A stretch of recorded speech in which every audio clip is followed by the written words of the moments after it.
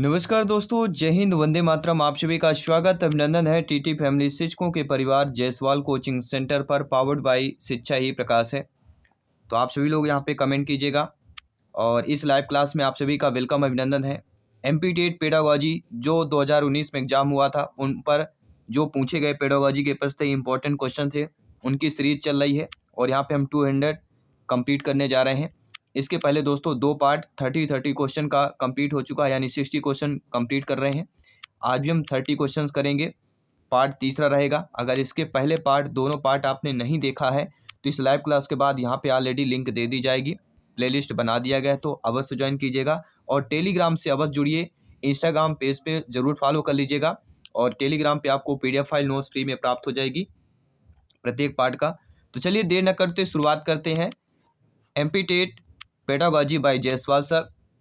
आज के पार्ट का पहला प्रश्न है, जो आपके एग्जाम में पूछा गया प्रश्न है कि शैक्षिक मनोविज्ञान का ज्ञान शिक्षक को सक्षम बनाता है कि विद्यार्थियों को बेहतर मूल्यांकन करे, विद्यार्थियों को अनुशासित करे, विद्यार्थियों को बेहतर समझे या पाठ्यक्रम को बेहतर ढंग से पढ़ाए। तो शैक्षणिक मनोविज्ञान का जो ज्ञान होता है वह शिक्षक को सक्षम बनाता है कि वे क्या करे। तो शिक्षक को सक्षम बनाता है, क्या करना चाहिए, सभी कमेंट कीजिएगा। तो हम बात कर रहे हैं दोस्तों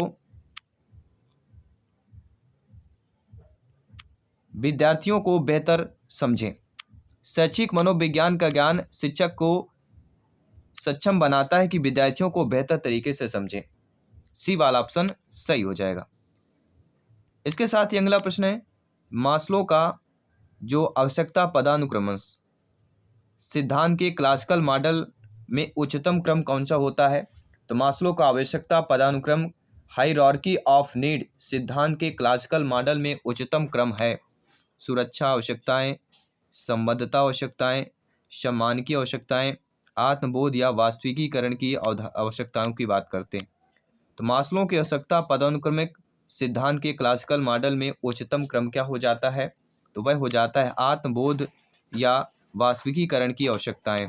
डी ऑप्शन आप लोगों का यहाँ पे सही हो जाएगा। अगला प्रश्न है, सभी लोग लाइव चैट ऑप्शन में आ जाइएगा, लाइव चैट में सभी लोग कमेंट कीजिएगा। दोस्तों संभावित विकास क्षेत्र जोन ऑफ प्रॉक्सिमल डेवलपमेंट या ZPD किसके भाषा विकास सिद्धांत में केंद्रीय अवधारणा है। स्किनर, जीन पियाजे जी, फ्रायड या लेव वाइगोस्की की बात करते हैं। सभी कमेंट कीजिएगा मेरे प्यारे प्यारे मित्र, मेरे शिक्षक बंधु, भाई बहन, गृहिणी जिनका सपना है टीटी एग्जाम को 101% फतेह करना। जायसवाल सर आप सभी का अभिनंदन, स्वागत करते हैं। तो संभावित विकास क्षेत्र ZPD किसके भाषा विकास सिद्धांत में केंद्रीकरण अवधारणा है, तो ये आपके हो जाती है लेव वाइगोस्की। डी ऑप्शन सही हो जाएगा। जब भी ZPD की बात की जाएगी लेव वाइगोस्की का नाम अवश्य लिया जाएगा। अगला प्रश्न है, वाइगोस्की के अनुसार संज्ञानात्मक विकास निम्न पर निर्भर होता है, मानसिक परिपक्वता पर, शारीरिक परिपक्वता पर, अनुवांशिकी की या सामाजिक अंतःक्रियाओं की बात करते हैं। तो वाइगोस्की के अकॉर्डिंग संज्ञानात्मक विकास निम्न पर निर्भर करता है। ये दोस्तों किस पर निर्भर करता है, आपके सामाजिक अंतःक्रियाओं पर जो है निर्भर करता है। डी ऑप्शन का यहाँ पे ऑलरेडी सही हो जाएगा। इसके साथ अगला प्रश्न है, जीन पियाजे जी के अनुसार व्यक्तिगत कहानी निम्न की एक विशेषता है।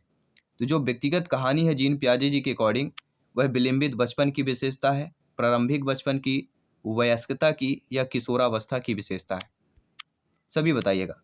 तो पियाजे जी के अकॉर्डिंग व्यक्तिगत कहानी जो होती है वह किसकी एक विशेषता कहला जाती है, तो वह आपकी एक किशोरावस्था की विशेषता कहला जाती है, जो 12 से लेकर 18 वर्ष तक की अवस्था कहलाती है। इसके साथ है आपका अगला प्रश्न, कोहलबर्ग के नैतिक विकास के चरणों में सामाजिक मानदंडों से अनुरूपता में देखी जाती है। पश्च पारंपरिक चरण, पूर्व पारंपरिक चरण, नैतिक परिपक्वता प्राप्त करने के पश्चात या पारंपरिक चरण की बात करते हैं। तो कोहलबर्ग के नैतिक विकास के चरणों में सामाजिक मानदंडों से अनुरूपता में देखी जाती है। क्या देखी जाती है दोस्तों, पारंपरिक चरण देखी जाती है। डी ऑप्शन यहाँ पे सही हो जाएगा। जब बच्चा निम्न प्रदर्शित करता है तो वाक विचार स्पीड डिसऑर्डर नहीं माना जाता। तुतलाना एवं अस्पष्ट उच्चारण करना, तेजी से लेकिन अस्पष्ट बोलना, धीमी या तेज गति से बात करना या हकलाना या रुक रुक कर बोलना। तो जब बच्चा ये प्रदर्शित करता है तो वाक विकार जो स्पीच डिसऑर्डर होता है वह नहीं माना जाता है। तो कोई भी बच्चा धीमा बोलता या तेज गति से बात करता है तो उसको जो है स्पीच डिसऑर्डर नहीं माना जाएगा, ना ही वाग विकार माना जाएगा। अकॉर्डिंग टू क्वेश्चन हमारा जो सी ऑप्शन दिया गया है नो डाउट आपका सही हो जाएगा। इसी के कड़ी में आपका अगला प्रश्न है कि रोजर की ग्राहक केंद्रित थेरेपी किस धारणा पर आधारित है? सभी लोग बताइए। जी हाँ, जो रोजर की ग्राहक केंद्रित थेरेपी है वह किस धारणा पर आधारित होती है? मनुष्य अपनी जरूरतों को पूरा करने और अपने लक्ष्यों को प्राप्त करने की दिशा में काम करता है। मनुष्य अपना स्वयं का काम खुद करता है लेकिन आगे नहीं बढ़ सकता है। मनुष्य एक को निर्धारित करता है, सामाजिक प्राणी है और समाज उसके व्यवहार। आदमी एक रचनात्मक, तर्कसंगत और रचनात्मक सामाजिक प्राणी है लेकिन समस्याओं को हल करने के लिए उसे समर्थन की आवश्यकता है। तो आप सभी लोग जानते हैं, ज्ञानी सर्वव्याख्याता लोग हैं, भावी अध्यापक अध्यापिकाएं हैं कि रोजर की ग्राहक केंद्रित थेरेपी किस अवधारणा पर आधारित है कि मनुष्य अपनी जरूरतों को पूरा करने और अपने लक्ष्यों को प्राप्त करने की दिशा में काम करता है। आपका लक्ष्य एमपीटेट एग्जाम को क्रैक करना और उसी दिशा में आप आगे बढ़ रहे हैं और यही है रोजर की ग्राहक केंद्रित थेरेपी। इसके साथ है दोस्तों अगला प्रश्न, साइबरनेटिक्स में मशीन को निम्न द्वारा नियंत्रित किया जाता है? व्यवस्था के इस्तेमाल द्वारा, बल प्रयोग द्वारा, मानवों द्वारा या विनिमय और प्रतिक्रिया प्रणाली की बात करते हैं। सभी कमेंट कीजिएगा मेरे प्रत्येक भाई बहन शिक्षक बंधु। जी हाँ, तो साइबरनेटिक्स में मशीन को किसके द्वारा जो है नियंत्रित किया जाता है? नियंत्रण की यहाँ पे बात की जा रही है। और किसके द्वारा नियंत्रित किया जाता है? विनिमय और प्रतिक्रिया प्रणाली। तो प्रतिक्रिया प्रणाली की बात करेंगे। साइबरनेटिक्स में मशीन को विनिमय और प्रतिक्रिया प्रणाली द्वारा जो है नियंत्रित किया जाता है। डी ऑप्शन यहाँ पे सही कर लीजिएगा। अगला प्रश्न है, संवेदी प्रतिक्रिया तंत्र का अर्थ क्या होता है? केवल दृश्य प्रतिक्रिया प्रदान की जाती है, सभी मानव गतिविधियों को ध्यान में रखा जाता है, प्रबलन एक सक्रिय उपकरण है, प्रबलन एक स्वनियंत्रण उपकरण है। संवेदी प्रतिक्रिया तंत्र का अर्थ यहाँ पे कौन सा हो जाएगा? सभी लोग बताइएगा। तो संवेदी प्रक्रिया का जो अर्थ हो जाएगा कि प्रबलन एवं स्वनियंत्रण उपकरण। डी ऑप्शन सही हो जाएगा। नो डाउट सभी लोग समझ गए हैं। इसी तरह कमेंट करते रहिए, फीडबैक करते रहिए लाइव चैट के माध्यम से। और डेली हमारे 7 PM में पेडागोजी की लैब क्लास होती, तो सभी लोग ज्वाइन कीजिएगा। निम्न में से किसने एकाधिक बुद्धिमत्ता के सिद्धांत का प्रतिपादन किया था? John Watson, E.L. Thorndike, A.R. Jensen, Howard Gardner.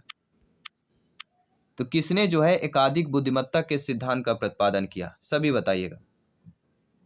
तो हम किसकी बात करेंगे? Harvard gardener. जब भी एकाधिक बुद्धिमत्ता के सिद्धांत की बात की जाती है, हार्वर्ड गार्डनर का नाम अवश्य लिया जाता है। मीरांबिका निःशुल्क प्रगत शिक्षा की अवधारणा पर आधारित स्कूल का समर्थन किनके द्वारा किया गया था? गिजुभाई बधेका, अरविंदो, रविन्द्रनाथ टैगोर, विवेकानंद जी। तो मीरांबिका निःशुल्क प्रगत शिक्षा की अवधारणा किस पर आधारित स्कूल का समर्थन किसके द्वारा जो है किया गया था? अगर आपको पता है अवश्य कमेंट कर सकते हैं। हम बात करेंगे अरविंदो के द्वारा।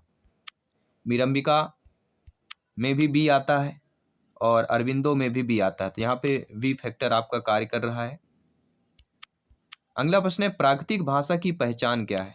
सुनना, बोलना, लिखना, पढ़ना, सुनना, बोलना, पढ़ना, लिखना, लिखना, पढ़ना, सुनना, बोलना, बोलना, सुनना, पढ़ना, लिखना। ये 4 कौशल है। एक प्रश्न बस पूछा जाएगा, किसी भी लेवल के एग्जाम हो इससे अवश्य प्रश्न आता है। तो प्राकृतिक भाषा की पहचान क्या होती है? तो प्राकृतिक भाषा की पहचान पहले सुनना, फिर बोलना, फिर पढ़ना और लिखना। प्रथम सुनना होता है, अंतिम होता है लिखना। अगला प्रश्न है, शिक्षण अधिगम मॉडल में 5E के सही अनुक्रम बताना है। ठीक है, जो आपका शिक्षण अधिगम मॉडल है 5E के सही क्रम को आपको बताना है। विस्तृत, संलग्न, व्याख्या, अन्वेषण, मूल्यांकन, अन्वेषण, संलग्न, व्याख्या, विस्तृत, मूल्यांकन, व्याख्या, विस्तृत, संलग्न, अन्वेषण, मूल्यांकन, या संलग्न, अन्वेषण, व्याख्या, विस्तृत, मूल्यांकन। मूल्यांकन तो अंत में होता है, लेकिन शिक्षण अधिगम मॉडल के अकॉर्डिंग देखा जाए 5E के सही अनुक्रम जो हमारे कहला जाते हैं वह कहला जाता है संलग्न, इसके बाद अन्वेषण, फिर व्याख्या, फिर विस्तृत, फिर मूल्यांकन। डी ऑप्शन सही हो जाएगा। तो संलग्नता की बात करते हैं, फिर इसके बाद अन्वेषण की, इसके बाद व्याख्या, विस्तृत और मूल्यांकन। कोई भी डाउट हो बेफिक्र आप लोग कमेंट कर सकते हैं। प्रत्येक कमेंट फीडबैक सर्वोपरि है, सम्मान है। जयसवाल सर आप सभी का अभिनंदन, स्वागत करते हैं। अगला प्रश्न है, बाल अभिकेंद्रित शिक्षा विज्ञान का निम्न अर्थ है। बच्चों को पूर्ण रूप से स्वतंत्र रहने देना, बच्चों को केंद्र में रखना और उनका अवलोकन करना, बच्चों की आवाज़ों और उनकी सक्रिय सहभागिता को प्रमुखता देना, बच्चों को शिक्षा का अनुसरण करने तथा नकल करने के लिए कहना। तो यहाँ पे दोस्तों आपका बाल अभिकेंद्रित शिक्षा विज्ञान का यहाँ पे अर्थ क्या हो जाएगा? तो इसका जो अर्थ होता है कि बच्चों की आवाज़ों और उनकी सक्रिय सहभागिता की प्रमुखता देना। जहाँ पे बच्चों की सहभागिता में प्रमुखता दी जाती है, कुछ कीवर्ड होते हैं, इन कीवर्ड को पहचान कर आप लोग ऑप्शन को कलेक्ट कर सकते हैं, सही कर सकते हैं। अगला प्रश्न है, बच्चे निम्नलिखित में से किस अवधि में अपने साथ समूह के सक्रिय सदस्य बन जाते हैं? बहुत ही सिंपल सा प्रश्न है। बाल्यावस्था के बाद, पूर्व बाल्यावस्था के बाद, बाल्यावस्था के बाद, किशोरावस्था के बाद, और आपके टीडी एग्जाम में पूछा गया प्रश्न है। तो बच्चे निम्नलिखित में से किस अवधि में अपने साथ समूह के सक्रिय सदस्य बनते हैं? और वह कहलाता है बाल्यावस्था। और बाल्यावस्था का जिक्र हुआ तो 6 से 12 आएगा, जिसमें 6 से 9 पूर्व बाल्यावस्था और 9 से 12 उत्तर बाल्यावस्था का जिक्र होता है। अगला प्रश्न है, थांडाई की इंस्ट्रूमेंटल कंडीशनिंग मुख्यतः किस नाम से भी जानी जाती है? अव्यक्त अधिगम के नाम से, परीक्षण एवं त्रुटि अधिगम से, अंतर्दृष्टि अधिगम से, क्लासिकल कंडीशनिंग की। तो थांडाई की यहाँ पे इंस्ट्रूमेंटल कंडीशनिंग की बात की जा रही है, तो हम बात करेंगे परीक्षण एवं त्रुटि के अधिगम की बात करेंगे। तो थांडाई का जिक्र हुआ है तो त्रुटि का जिक्र अवश्य होगा, क्योंकि इन्हीं का सिद्धांत है। अगला प्रश्न, निम्नलिखित में से किसको जो है मनोविश्लेषण के पिता के रूप में वर्णित किया गया है? Sigmund Freud, Abraham Maslow, Erikson या जीन पियाजे जी? सभी बताइएगा, किसको जो है मनोविश्लेषण के पिता के रूप में जो है वर्णित किया गया है? और ये आपके सिगमंड फ्रायड महोदय जी। जी हाँ, सिगमंड फ्रायड को जो है मनोविश्लेषण के पिता के रूप में वर्णित किया गया है। कोई डाउट हो बेफिक्र आप लोग कमेंट कर सकते हैं। इसके बाद अगला प्रश्न है, आधिकारिक स्तर पर शिक्षण निम्न होता है? प्रधान अध्यापक केंद्रित, शिक्षक केंद्रित, अभिभावक केंद्रित या बाल केंद्रित? तो आधिकारिक स्तर पर देखा जाए जो शिक्षण हमारा होता है वह हमारा दोस्तों हो जाता है शिक्षक केंद्रित। आधिकारिक स्तर पर अगर देखते हैं तो वह शिक्षक केंद्रित हो जाता है।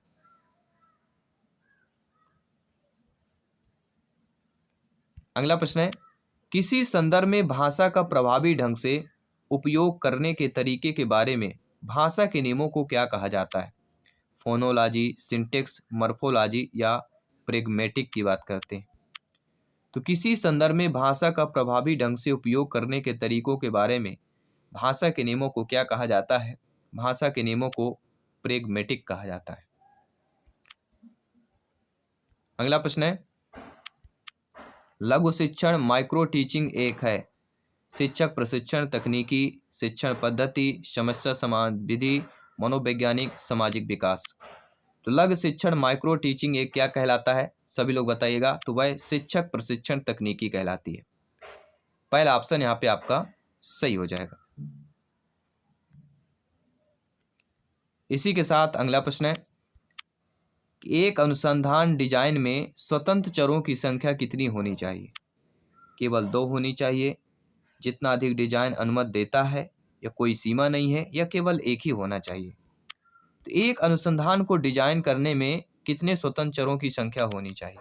स्वतंत्र चर की बात कर रहे हैं, तो जितना अधिक डिजाइन होगा उतना जो है अनुमति देता, जितना अधिक डिजाइन अनुमति देता है उतने अधिक जो है संख्या होनी चाहिए। क्या यह सही दिया गया है? सभी लोग बताइए।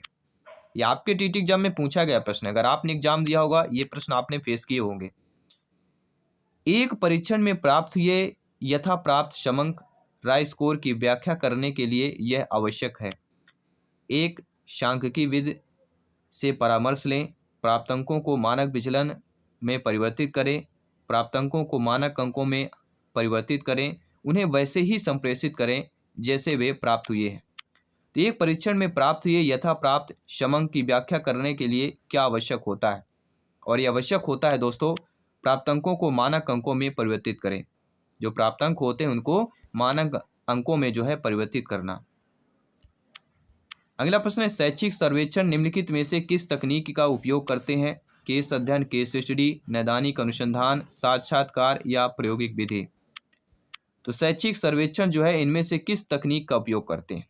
और वह तकनीक कहलाती है साक्षात्कार। शैक्षिक सर्वेक्षण में जो है जिस तकनीक का उपयोग करते हैं, यूज करते हैं, वह कहलाती है साक्षात्कार तकनीक।